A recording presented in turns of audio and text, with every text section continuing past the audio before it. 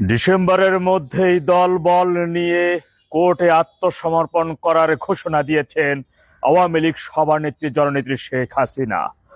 ওই দিন ওই দলবলের মধ্যে আমিও এই ক্ষুদ্র মানুষটি থাকবো ইনশাআল্লাহ। ফ্যাসিস্ট তারেক রহমানের উদ্দেশ্যে বলতে চাই, ঢাকার মধ্যে অবস্থিত মেট্রোপলিটন কোর্ট, জজ court, supreme court, high court, মানবতা বিরোধী অপরাধ কোর্ট মিলে আপনার পরিচালিত সমস্ত খয়েরখা কোর্টগুলোকে একত্রিত করে রাখুন। কারণ ওই দিন জননেত্রী শেখ হাসিনার দলবলের ওই বহর এয়ারপোর্ট থেকে শুরু করে সোহরাওয়ার্দী মাঠ পর্যন্ত কানায় কানায় পূর্ণ হয়ে যাবে। সমস্ত কোর্ট একত্রিত করে রাখুন। কোর্টের মধ্যে কিন্তু এই দলবলের সংখ্যা ভরতে হবে। এই দলবলের মধ্যে থাকা প্রত্যেকজন জনতার হাতে, প্রত্যেকটি যোদ্ধার হাতে যে লগি বৈঠা থাকবে, সেই লগি বৈঠা রাখার জায়গা প্রস্তুত রাখুন। ইনশাআল্লাহ বাংলাদেশের ইতিহাসের সবচেয়ে ঐতিহাসিক এক মহা প্রত্যাবর্তন হবে, সেই সাথে এক মহা প্রলয় ঘটবে। কেউ থামাতে পারবে না, কোন শক্তি নাই সেই মহাপ্রলয় থামানোর। এমন কোন সরকার পয়দা হয় নাই বাংলাদেশের মাটিতে যে এই মহাপ্রলয় বন্ধ করতে পারবে, যে এই মহাপ্রত্যাবর্তন, ঐতিহাসিক প্রত্যাবর্তন ন্যূনতম বিনষ্ট করার ক্ষমতা রাখবে। ওই দিন ঢাকা শহরে আহত হয়ে যাওয়া, মাথা কেটে যাওয়া, হাত পা হারিয়ে যাওয়া, পঙ্গু হয়ে যাওয়া কোনো ব্যক্তিকে হাসপাতালে নিয়ে যাওয়ার মতো কোনো রিক্সা, গাড়ি, ভ্যানগার্ড থাকবে না। ওই দিন ঢাকার মেডিকেল সহ কোনো হাসপাতালে কোনো জরুরি বিভাগের কোনো ডাক্তার থাকবে না ইনশাআল্লাহ। রাস্তা সহ সারা দেশের প্রত্যেকটা গ্রাম অঞ্চলে, একেবারে প্রত্যন্ত অঞ্চলের রাস্তায় সহ স্বাধীনতা বিরোধী রাজাকারের বাচ্চা জুলাই জঙ্গিদের শুধু হাহাকার থাকবে, পানি দাও, আমি মরে যাচ্ছি, আমাকে বাঁচাও, এই কথাই শুধু চারিদিকে ভাসবে।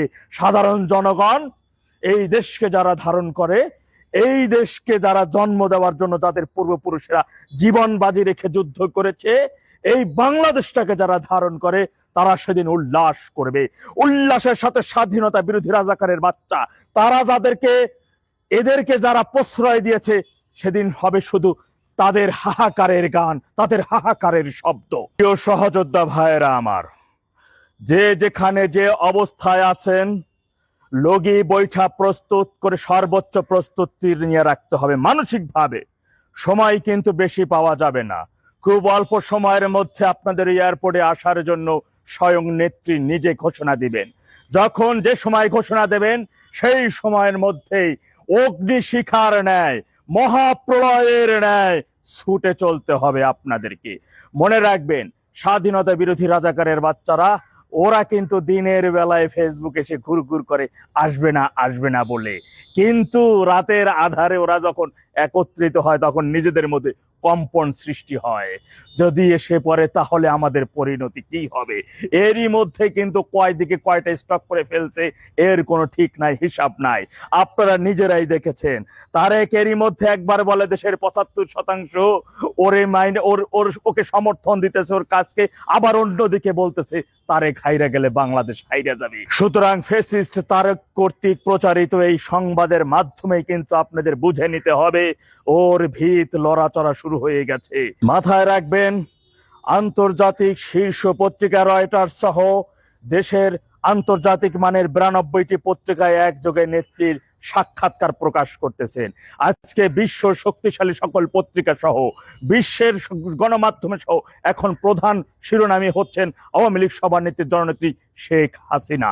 সুতরাং সেইভাবেই আপনাদের স্ব জায়গা থেকে প্রস্তুত থাকতে হবে। যে স্বাধীনতা বিরোধী, যে রাজাকারের বাচ্চা, যে জুলাই জঙ্গিকে একবার ধরবে, রনেজার দ্বিতীয়বার ধরতে হয় না। এখন থেকে রাজনৈতিক ওই কর্মসূচি হবে ক্লোজ চ্যাপ্টার রাজনৈতিক কর্মসূচি।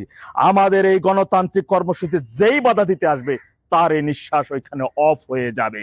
আমরা আর দ্বিতীয়বার কোন রাজাকারের বাচ্চা জুলাই জঙ্গিদের সুযোগ দেব না যে নিঃশ্বাস নিয়ে বাইচে থেকে বিদেশে গিয়েও দেশ নিয়ে ষড়যন্ত্র করবে।